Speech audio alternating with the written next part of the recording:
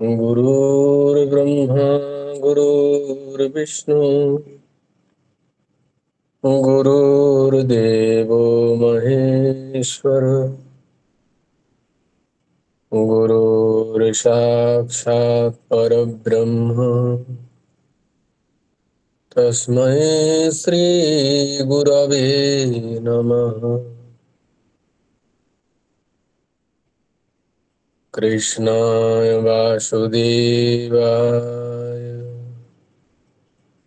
हराय परमात्मने प्रणतक्लेशनाशाय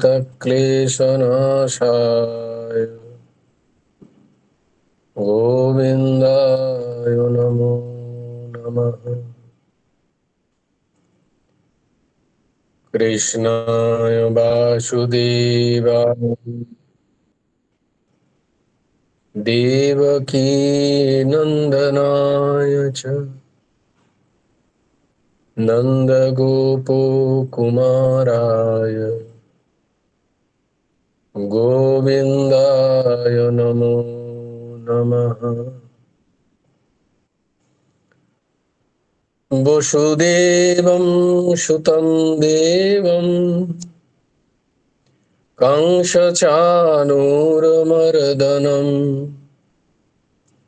देवकी परमानन्दं कृष्णं वन्दे जगद्गुरु। নবকুমার চতুষ্পাঠী আর একটা অধ্যায় তোমাদেরকে স্বাগত।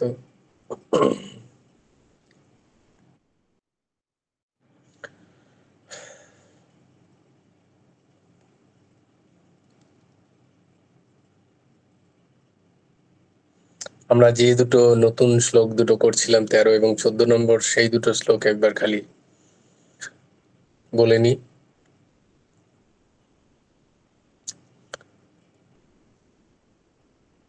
চঞ্চলম হি মনঃ কৃষ্ণ প্রমথো প্রমাথি বলবদৃঢ়ম তস্যাহং নিগ্রহম মন্যে বায়ুরিব সুদুষ্করম অসংশয়ম মহাবাহো মনো দুর্নিগ্রহম চলম अभ्यासेन तु कौन्तेय वैराग्येण च गृह्यते।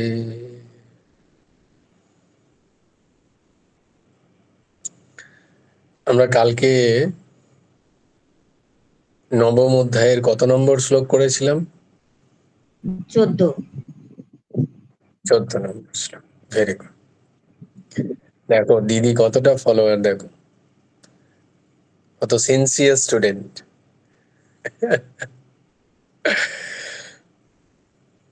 Very good. আমরা 14 নম্বর শ্লোক কালকে দেখেছি এবং সেটা বোঝার চেষ্টা করেছি খানিকটা। আজকে আমরা 15 নম্বর শ্লোকটা দেখব। 15 নম্বর শ্লোকটা আমার সাথে সাথে তোমরা উচ্চারণ করো। জ্ঞান যজ্ঞেন চাপ্যন্যে যজন্তো মামুপাসতে জ্ঞান যজ্ঞেন চাপ্যন্যে যজন্তো মামুপাসতে একত্বনম। জানো একত্বেন পৃথক্তেন বহুধা বিশ্বতো মুখম। একত্বেন পৃথক্তেন বহুধা বিশ্বতো মুখম জ্ঞান যজ্ঞেন চাপ্যন্যে যজন্তো মামুপাসতে একত্বেন পৃথক্তেন বহুধা বিশ্বতো মুখম।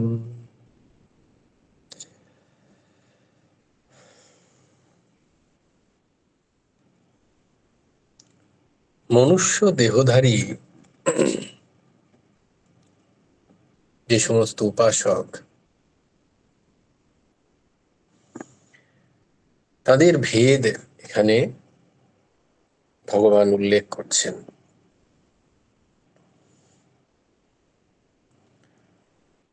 বলছেন কেউ কেউ আবার জ্ঞান যজ্ঞের আশ্রয় নিয়ে ভগবানের সাথে নিজের অভেদ চিন্তাপূর্বক তাদের স্থিতিকে তারা উপলব্ধ করেন। আবার কেউ কেউ সেই সমস্ত উচ্চ ধারণার অনধিকারিত্বে অসমর্থ হয়ে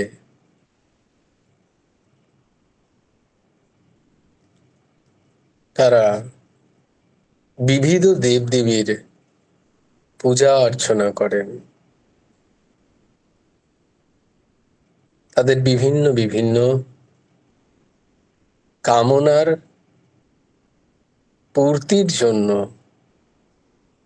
যে কর্ম, সেই কর্ম অনুযায়ী সেই কর্মের প্রবর্তক দেবতার আরাধনা করে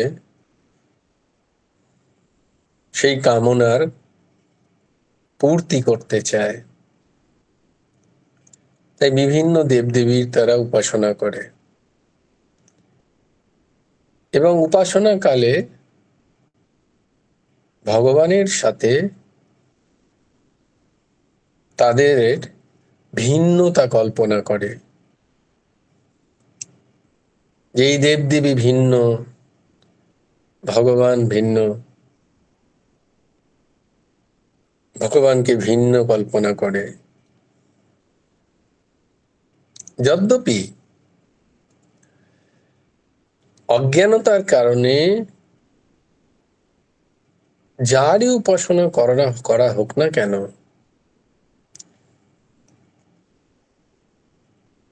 সেটা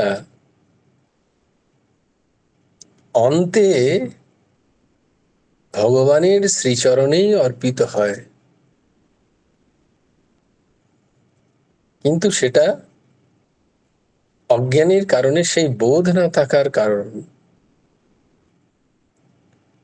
ভগবানের শক্তির দ্বারাই শক্তান্বিত এই সমস্ত দেবদেবীর উপাসনা করে কামনা পূর্তির মাধ্যমে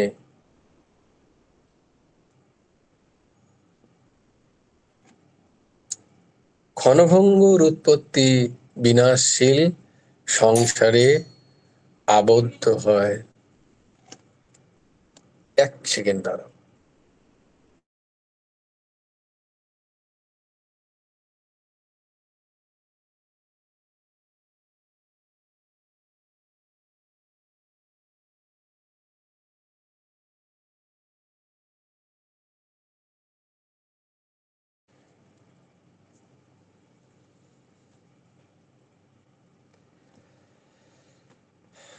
শ্রী ভগবানের শরীর শুদ্ধ সত্য নয়,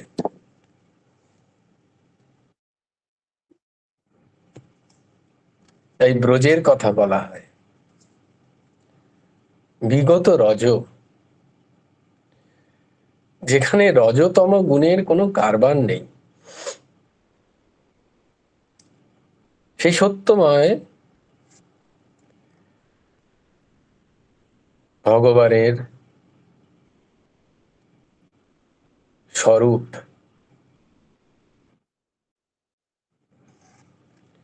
কিন্তু যেহেতু তিনি কর্তুম, অকর্তুম এবং অন্যথা কর্তুম, মানে তিনি সবকিছু করতে পারেন। ভগবানের সাধ্যে সবকিছু তিনি, যেটা হওয়া সম্ভব নয় সেটা তিনি সম্ভব করতে পারেন। তিনি অকর্তম,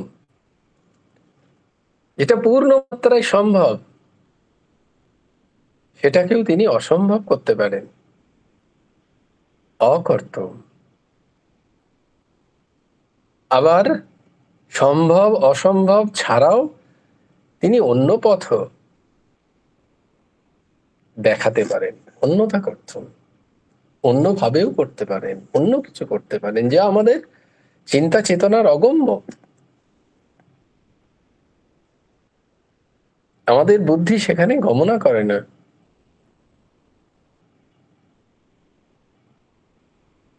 তাই ভগবত তত্ত্ব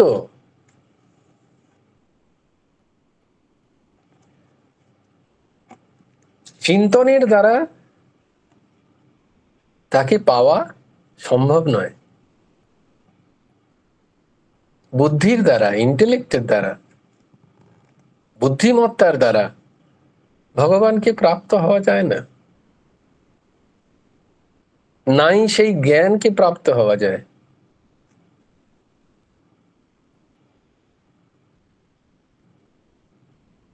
তার জন্য শুদ্ধ চিত্তের প্রয়োজন হয়, মন নির্মল হওয়ার প্রয়োজন হয়। যে মনে রজ এবং তম গুণের কারবার নেই, এরম সাত্ত্বিক মনের প্রয়োজন হয়, হৃদয়ের প্রয়োজন হয়, চিত্তের প্রয়োজন হয়, নির্মল চিত্ত।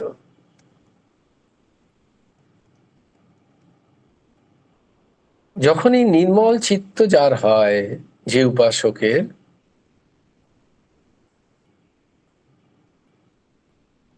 তিনি তখন নিরন্তর ভগবানের স্মরণ করেন, ভগবানকে প্রাপ্তির তার আশা জাগে। সেই সময় ভগবান কৃপা করেন, করে কি করেন না, নিম্বার্কাচার্য বিরচিত দশশ্লোকীতে তিনি বলছেন যে ভক্তিচ্ছয় পাত্র সুচিন্ত বিগ্রহ, ভক্তের ইচ্ছা অনুযায়ী, ইচ্ছার বশে বশীভূত হয়ে ভগবান দেহ ধারণ করেন, ভগবান অবয়ব নেন।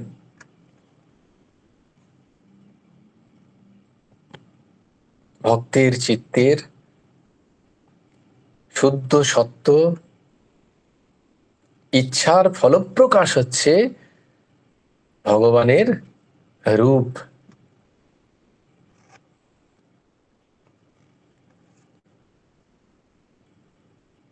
ভক্তের ইচ্ছা বশত তিনি মনুষ্য দেহ ধারণ করেন,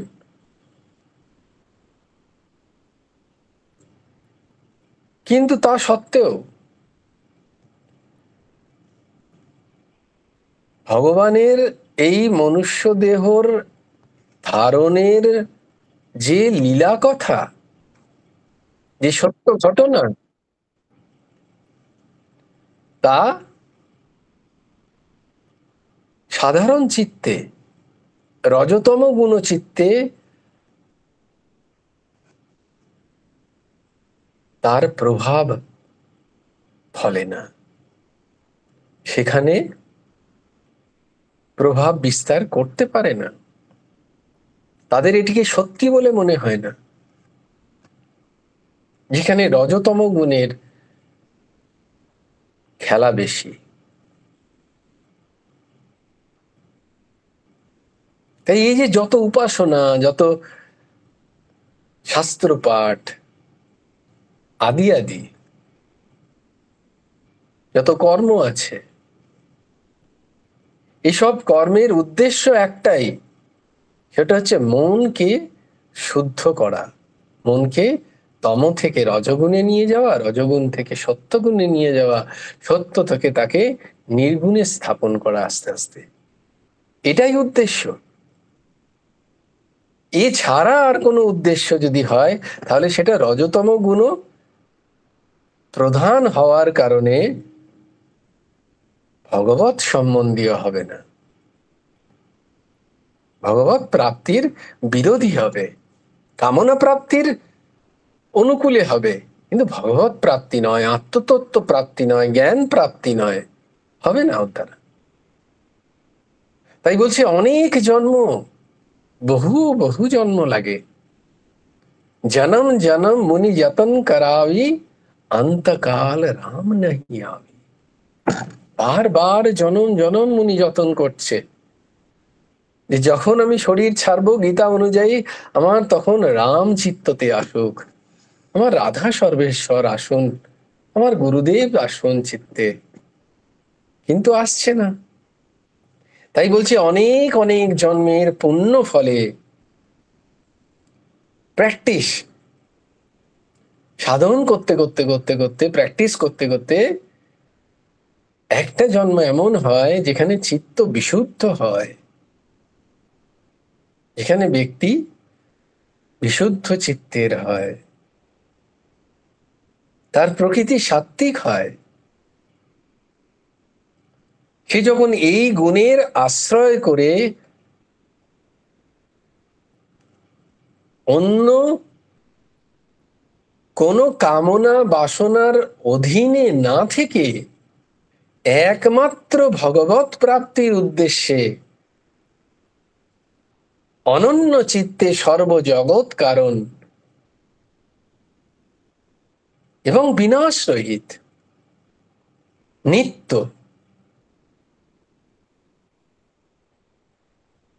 বৌদ্ধ, বুদ্ধ ভগবানকেই ঈশ্বর রূপে জানতে পেরে ভজনা করে। এক এবং অদ্বিতীয়, নান্যৎ কিঞ্চিত ধনঞ্জয়। এই সৃষ্টিতে ভগবান ব্যতীত কোথাও এক ইঞ্চিও কোথাও কিছু নেই, এই ধারণা করে শুধুমাত্র ভগবত প্রাপ্তির ইচ্ছাতেই যিনি ভজনা করেন, সেই চিত্তে ভগবান ধরা দেন। শ্রী ভগবানের উপাসক তিন রকম হন, এক উত্তম, এক মধ্যম, আর এক অধম, ভেদে ত্রিবিধ। একমেব পরব্রহ্ম, এইরূপ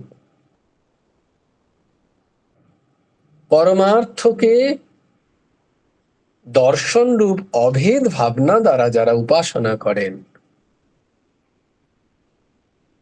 তারা জ্ঞান মার্গের উপাসক।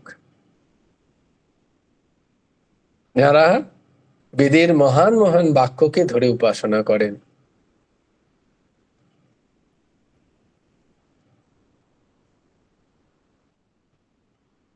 তারা জ্ঞান যাজক। বলছে তারা উত্তম উপাসক। মধ্যম আধিকারিকগণ উপাস্য এবং উপাসক ভেদ জ্ঞান করে তারা উপাস্য এবং উপাসকের ভেদ জ্ঞান করেন, দ্বারা ভজনা করেন, তারা মধ্যম আধিকারিক। আর অধম অর্থাৎ মন্দাধিকারীরা এই সমস্ত উপাসনায় যখন তারা অসমর্থ হয়, তখন তারা অন্য কোনো কর্ম ব্যতি রেখে ওই ওই আলাদা আলাদা কামনার চরিতার্থে আলাদা আলাদা দেবতার উপাসনা করেন, এবং তারা সেই দেবতার সাথে সর্বকারণ কারণ ভগবানকে আলাদা মনে করেন, ভিন্ন কল্পনা করেন। কল্পনা করে তারা বিভিন্ন উপাসনা করেন, কর্মকাণ্ড করেন। যদ্যপিও তারা ভগবানেরই উপাসক। উপাসকের তিনটে ভেদ, করছেন তো ভগবানের উপাসক উপাসনা, কিন্তু তারা জানেন না সেই গাছের তারা গোড়ায় মূলে জল দিলেই হয়, তারা পাতায় জল দেন, কেউ পাতায় জল দিচ্ছে, কেউ ডালে জল দিচ্ছে, কিন্তু জল শেষমেশ এসে মূলেই আসতে হবে, তবেই বৃক্ষের বৃদ্ধি হবে। তারা ভাবছে মূল আলাদা, পাতা আলাদা।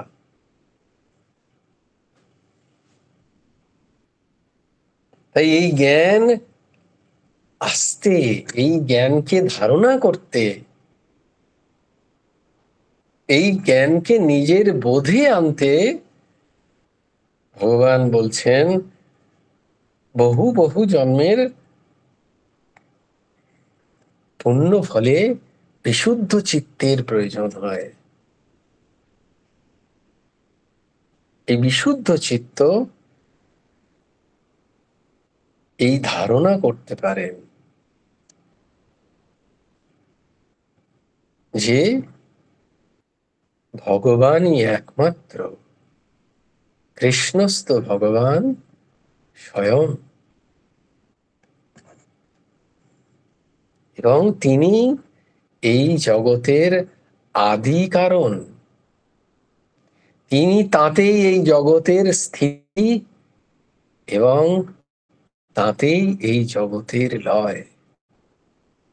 এই ভাব যখন কারুর আসে, তখন তাদের উপাসনা একমুখী হয়। তখন তাদের উপাসনা কোনো কাম বাসনা তাড়িত হয় না, তখন তাদের উপাসনা হয় ভগবত প্রাপ্তি একমাত্র উদ্দেশ্য নিয়ে। এইরকম যারা, তারা উত্তম উপাসক।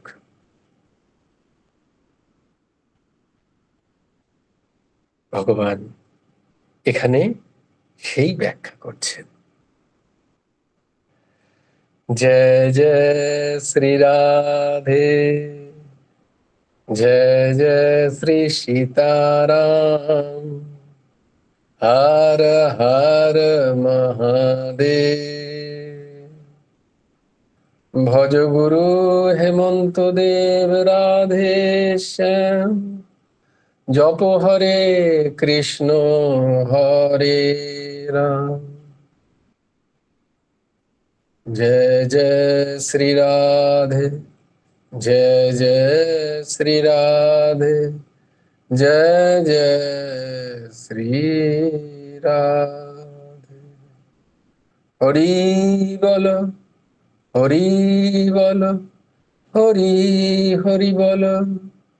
জয় গুরুদেব, জয় গুরুদেব, জয় গুরুদেব। জয় জয় পরমহংস ঠাকুর শ্রী শ্রী হেমন্ত দেব জিউর জয়। জয় গুরু রাধে শ্যাম, রাধে শ্যাম, রাধে শ্যাম, শ্যাম শ্যাম রাধে রাধে, রাধে কৃষ্ণ, রাধে কৃষ্ণ, কৃষ্ণ কৃষ্ণ রাধে রাধে। জয় গুরু রাধে শ্যাম। শ্রী গুরার্পণমস্তু, শ্রী হেমন্ত দেবার্পণমস্তু। জয় গুরু রাধে শ্যাম। সবাই ভালো থেকো, সুস্থ থেকো, সুন্দর থেকো। Yes. জয় জসিমা, শ্যাম। বলো।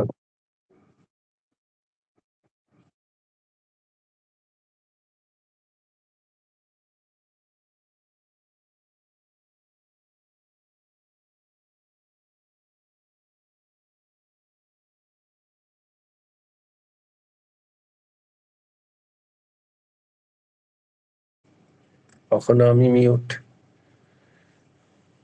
হ্যাঁ, আমরা বিশুদ্ধ চিত্ত কি করে হবে? ঘরের ঘরের মেঝে কি করে চকচক করে বলো তো?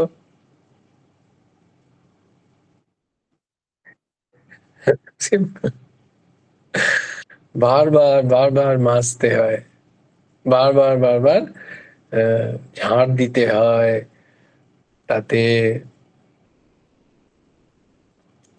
নেতা বোলাতে হয়, তাই না? বারবার লক্ষ্য রাখতে হয় ওতে ধুলো পড়ছে কিনা। যেমন আয়নাতে, যেমন ধরো কোনো একটা আয়না, বহুদিন তাতে ধুলো পড়ে আছে, তুমি তাতে মুখ নিজের দেখতে পাবে কি? পাবে না। তাহলে তোমাকে কি করতে হয়? আয়নাটাকে পরিষ্কার করতে হয়। একবার করলে হলো না, আরেকবার করলে হলো না, এরকম করতে করতে করতে করতে একদিন আয়না নিজের স্বরূপে চলে আসে, তখন মুখটা ঠিকঠাক দেখা যায়, তখন প্রতিচ্ছবি ঠিকঠাক দেখা যায়। ঠিক তেমনি ভাবে বিশুদ্ধ চিত্তে হওয়ার একমাত্র উপায় হচ্ছে মনকে পরিষ্কার করা। প্রত্যেকদিন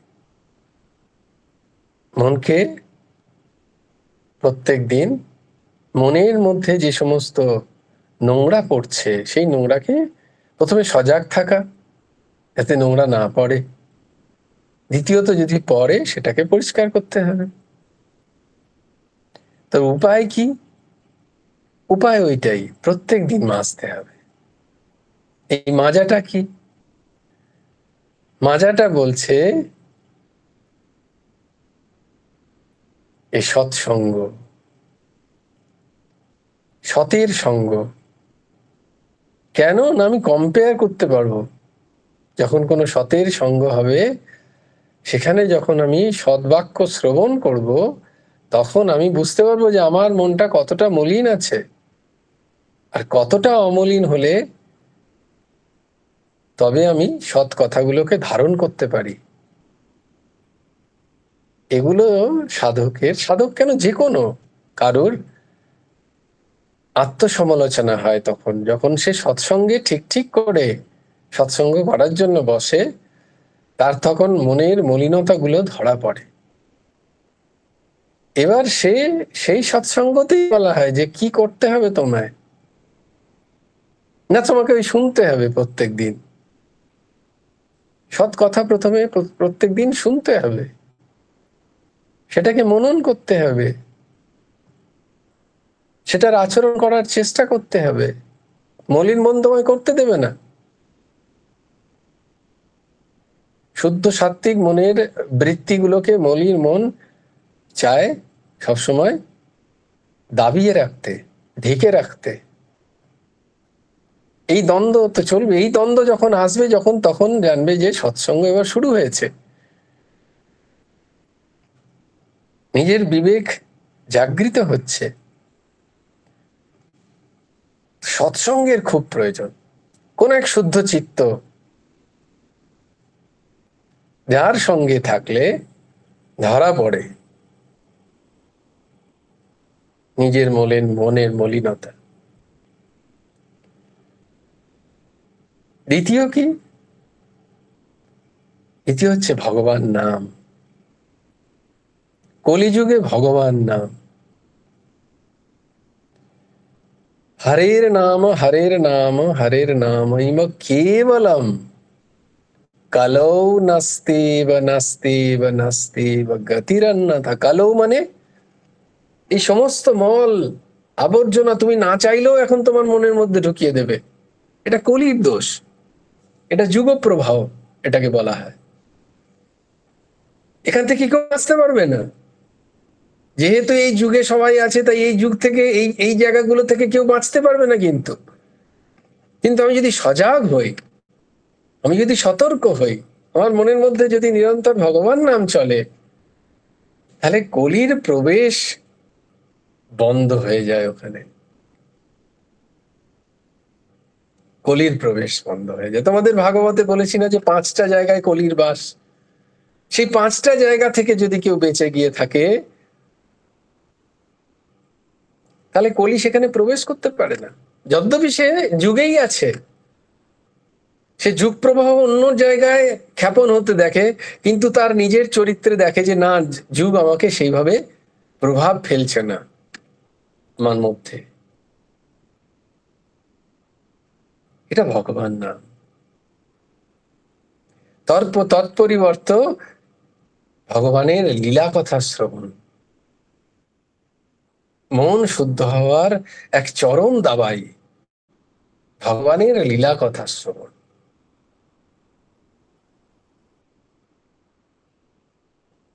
পরমহংস ঠাকুর শেষে হেমন্ত দেবজিও লিখছেন,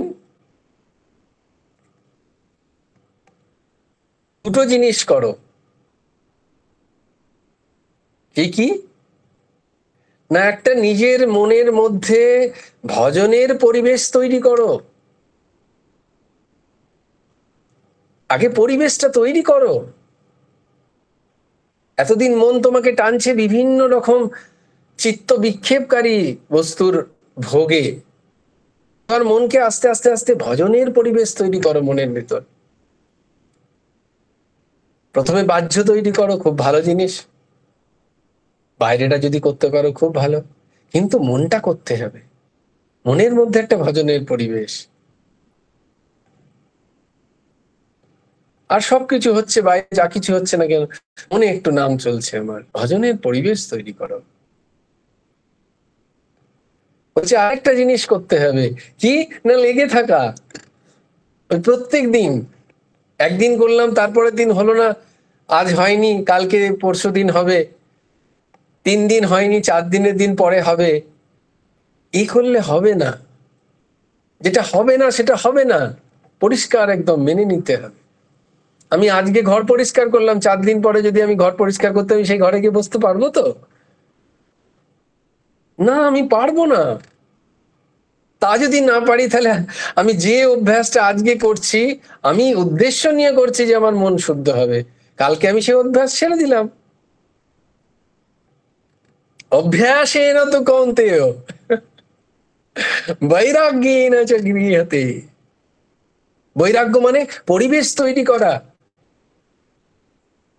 চিত্ত চঞ্চলকারী ভোগ্য বস্তুকে আস্তে আস্তে তার সাথে সম্পর্কগুলোকে ত্যাগ করা ভেতর থেকে। এটা হচ্ছে পরিবেশ তৈরি করা। এটাই পরিবেশ তৈরি করা। যে কে এলো, এইসব জিনিস কি এলো কি গেল, এতে আমার আর কিছু যায় আসে না। এগুলো চিত্ত বিক্ষেপকারী, এগুলো থাকবে না আমার সাথে। এই তথ্য জেনে আমি এর সাথে যে আসক্তি, যে অ্যাটাচমেন্ট, সেইটাকে আস্তে আস্তে আস্তে আস্তে ছেড়ে দেওয়াটাকে বলে পরিবেশ তৈরি করা ভজনের।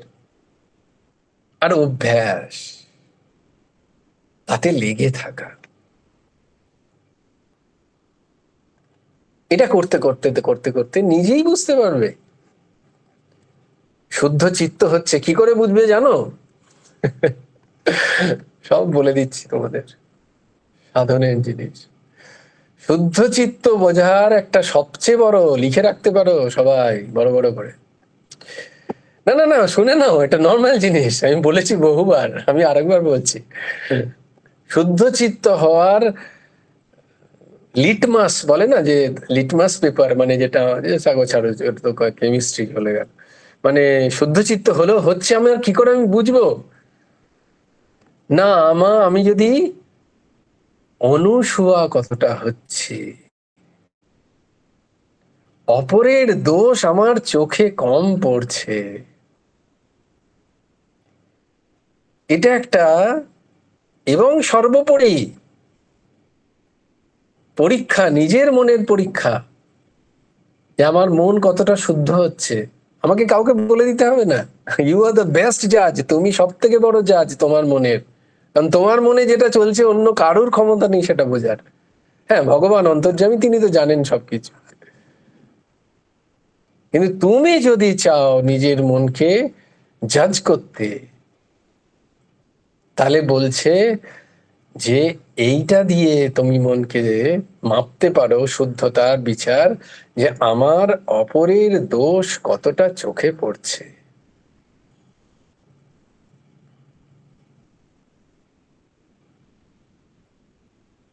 অপরের দোষ কতটা আমার মনে থাকছে, অপরের দোষ কতটা আমি কীর্তন করছি, আমি বলছি অপরকে। এর থেকে মনের শুদ্ধতার পরিচয় হয়।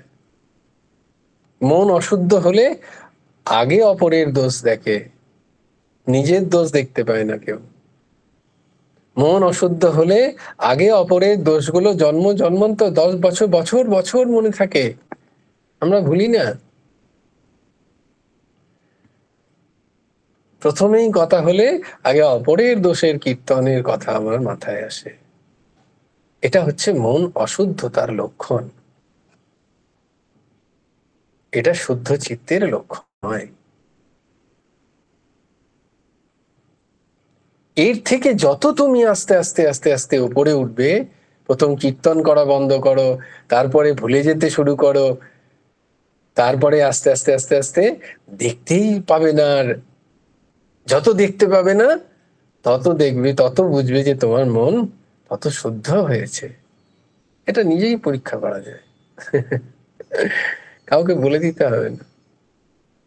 আর তত ভগবত ভজনে মন লাগে, ভগবত চিন্তনে মন বসে, তত হয়।